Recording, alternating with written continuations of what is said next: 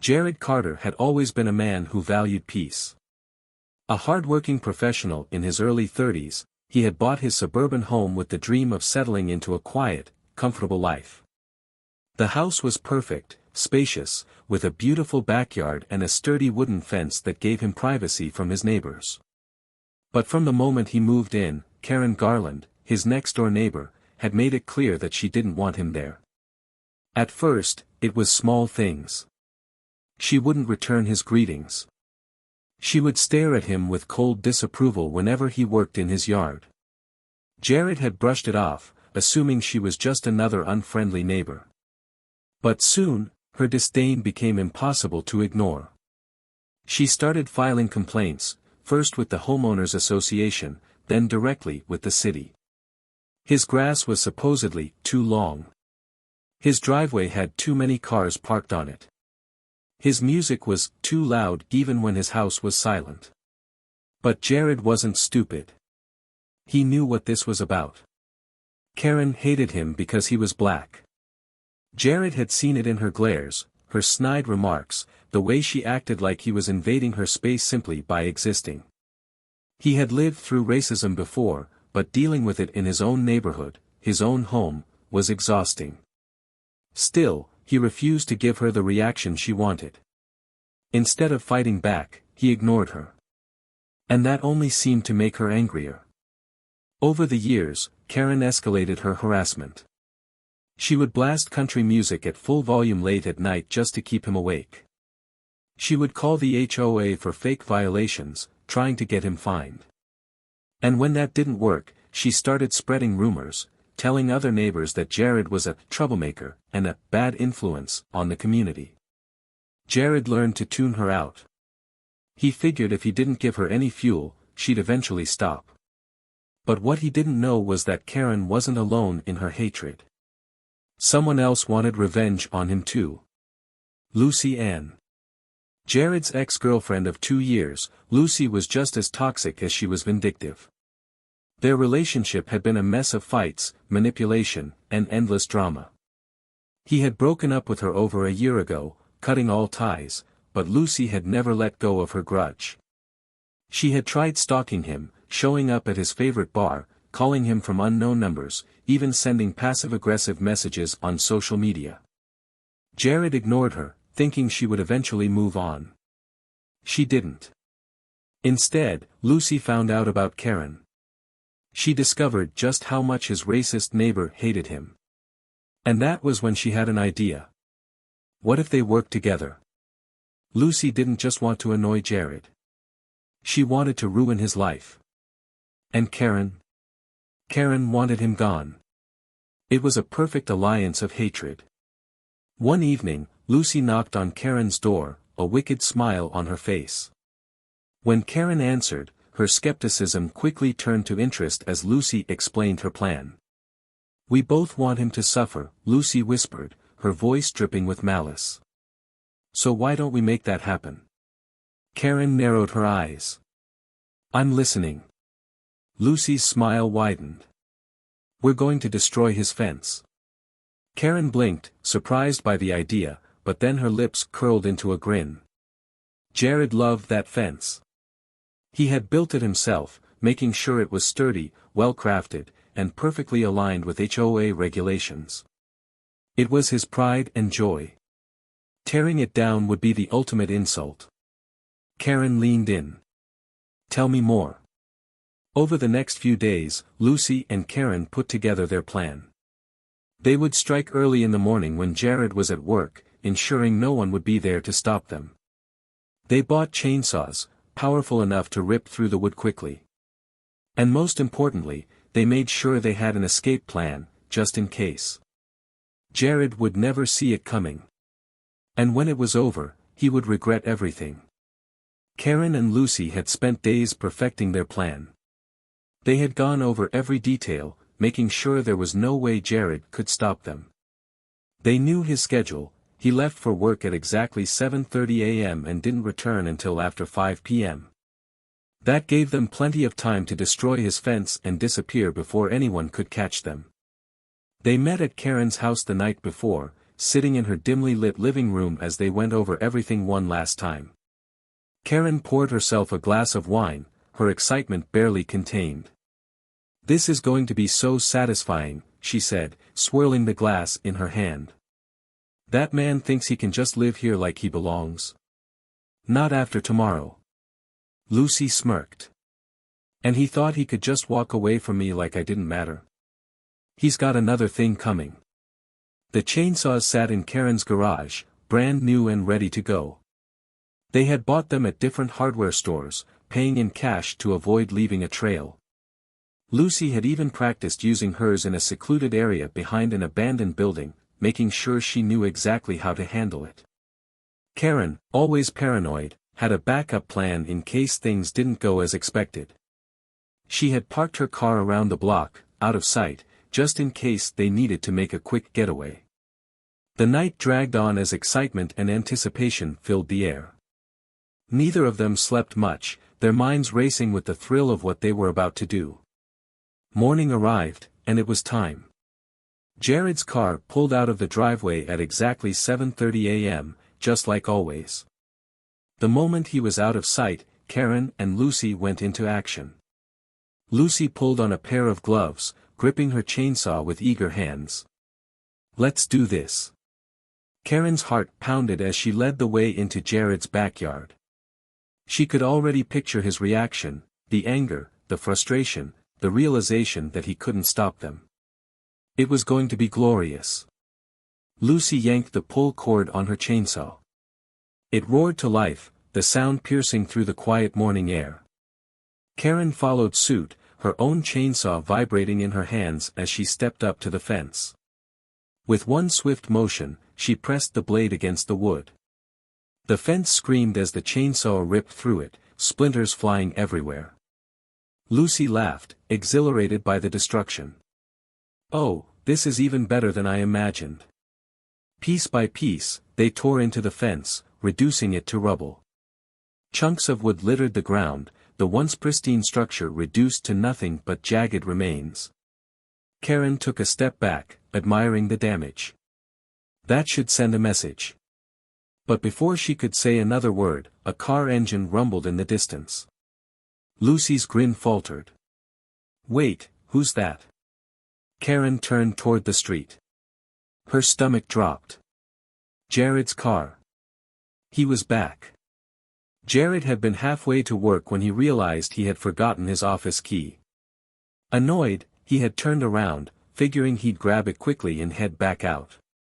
But as he pulled onto his street, something felt off. At first, he didn't know why. Then he saw it. His fence. Or what was left of it. Jared's grip tightened on the steering wheel as his eyes took in the wreckage. Two figures stood in his yard, chainsaws in hand, surrounded by the ruins of his hard work. Lucy. Karen. For a moment, he sat in his car, staring in disbelief. It was like a scene from a nightmare. Karen was wiping sweat from her brow, laughing as she admired their destruction. Lucy, her face twisted with pure vindictive satisfaction, kicked at a fallen board, as if mocking the fence's collapse. Jared's blood boiled. Instead of rushing in, he reached for his phone, quickly dialing 911. "I need police at my address. 2 people are cutting down my fence with chainsaws." The dispatcher's voice was calm but serious. "Are you in danger?" "Not yet," Jared muttered, eyes locked on the women. "But they don't know I'm here." The dispatcher assured him that officers were on the way. Jared took a deep breath, his mind racing. He could wait. He could let the police handle it. But something inside him refused to just sit there. Jared put his car in park and stepped out. Lucy was the first to notice him. Her eyes went wide, her smirk instantly fading. "Oh, sh*T, Karen muttered, gripping her chainsaw tighter.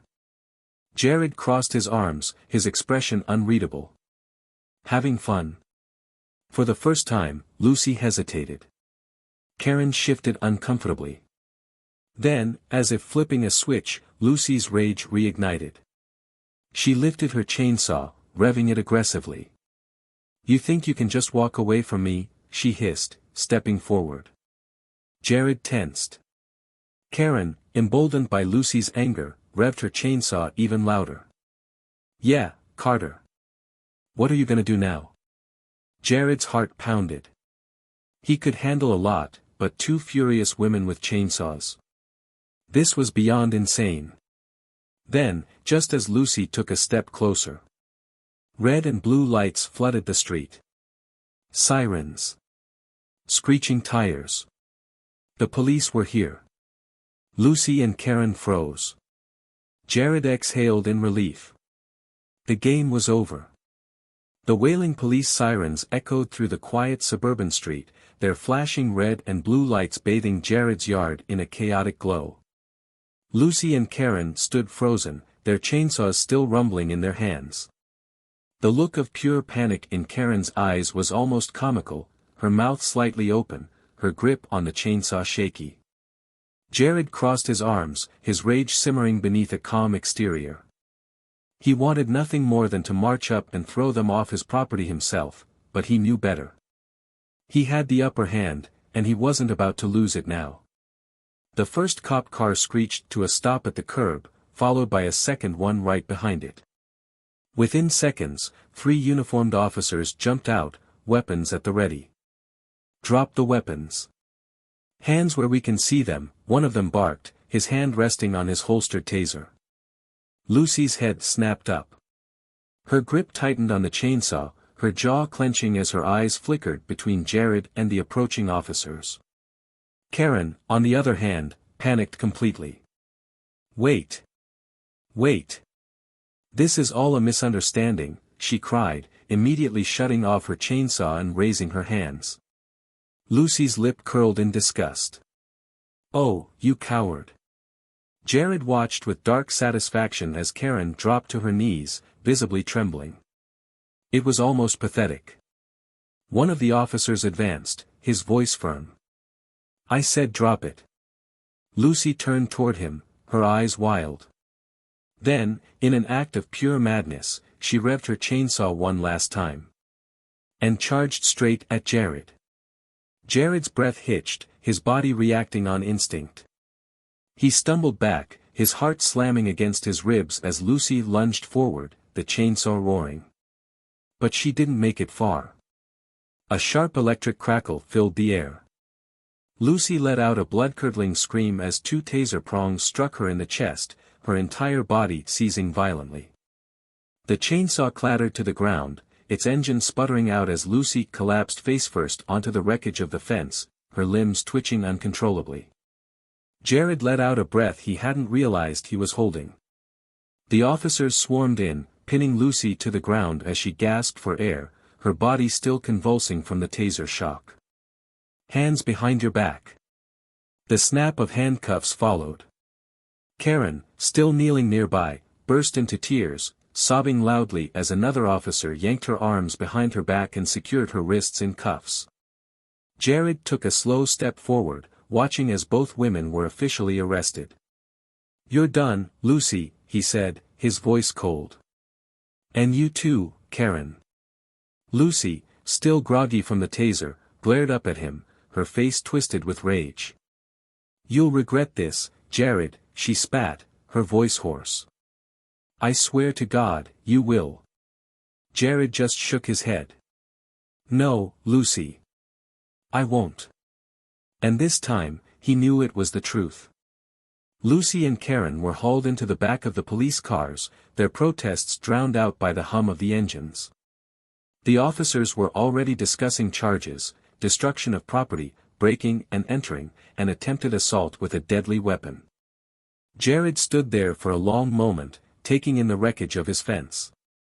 It was completely destroyed, jagged wooden planks, splinters scattered across the grass, and deep gouges where the chainsaws had torn through. But Jared didn't care. Because for the first time in years, he finally felt at peace. One of the officers approached him, jotting down notes on a notepad. "Mr. Carter, do you want to press charges?" Jared didn't even hesitate. "Absolutely. Every single one. The officer nodded. Good call. As the police cars pulled away, Jared watched them disappear into the distance. Lucy and Karen were finally gone. And this time, they weren't coming back. The next morning, Jared Carter stood on his porch, sipping a hot cup of coffee as he watched the sun rise over the wreckage of his fence. For the first time in what felt like forever, his neighborhood was peaceful. No Karen glaring at him from her window. No Lucy calling his phone at random hours of the night. Just quiet. Last night had been chaos, police officers coming in and out, asking him for statements, logging the damages. His phone had been buzzing non-stop, neighbors calling and texting to ask what happened. He only responded to a few. Everyone in the neighborhood knew Karen was a problem, but no one expected her to snap like this. The charges against Lucy and Karen were serious. The police had booked them on multiple counts, including destruction of property, harassment, breaking and entering, and attempted assault with a deadly weapon. The fact that Lucy had charged at him with a chainsaw was more than enough to ensure she wouldn't be getting off with just a slap on the wrist. As for Karen, her long history of complaints and documented harassment only made things worse for her. The officers told Jared she'd likely face several years in prison, especially since she was the instigator of the entire thing. Jared wasn't the vengeful type, but this time, he wanted justice. And he was going to make sure they both paid for what they did. Karen and Lucy both pleaded not guilty, but the evidence was stacked against them. Surveillance footage from a neighbor's security camera caught everything, from Lucy and Karen plotting in Karen's front yard to them revving their chainsaws and tearing through the fence. The 911 call recording of Jared's calm but urgent voice detailed the crime in real time. The police bodycam footage captured the moment Lucy charged at Jared with a chainsaw, followed by the officers tossing and arresting them. When the judge reviewed the case, he didn't even hesitate. Lucy N., sentenced to 7 years in prison for assault with a deadly weapon, destruction of property, and harassment. Karen Garland, sentenced to 5 years in prison for destruction of property, criminal harassment, and aiding in an attempted assault. Karen broke down in tears in the courtroom, begging for leniency. But it was too late. As for Lucy, she didn't cry. Didn't scream. She just stared daggers at Jared as she was led away in handcuffs. "This isn't over, Jared," she hissed under her breath as she passed him. Jared just smirked, leaning back in his seat. "Yes, it is."